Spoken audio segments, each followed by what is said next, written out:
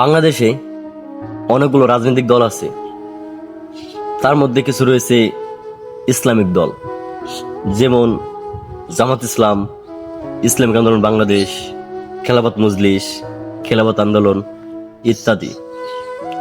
এইসব দলের মধ্যে অনেক নেতাকর্মী আছে। কোনোদিন দেখছেন এসব দলের নেতাকর্মীরা রাস্তাঘাটে চুরি ডাকাতি ছিনতাই করছে, হাটে বাজারে চাঁদাবাজি টেন্ডারবাজি করছে, প্রকাশ্যে মানুষ হত্যা করছে, স্বামীকে বেঁধে রেখে স্ত্রীকে ধর্ষণ করছে? আমার মনে হয় না কোনোদিন দেখছেন। তারপরও আমরা এসব দলকে সাপোর্ট করি না, তাদের পাশে থাকি না।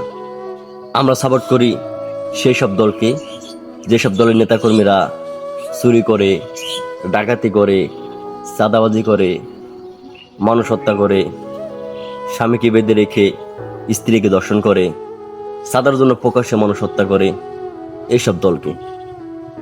আসলে কি ভাই, আমরা ভালো মানুষ না। আমরা যদি ভালো মানুষ হতাম তাহলে সেই সব দলকে সাপোর্ট করতাম না। কারণ আমরা চোর, তা আমরা চোরদের সাপোর্ট করি। আমরা বাটপার, তা আমরা বাটপারদের সাপোর্ট করি। চোরে চোর চিনি, সাধু সাধু চিনি। আমরা যদি ভালো মানুষ হইতাম তাহলে ভালো মানুষদের সাপোর্ট করতাম। বাংলাদেশটা মুসলমানের দেশ।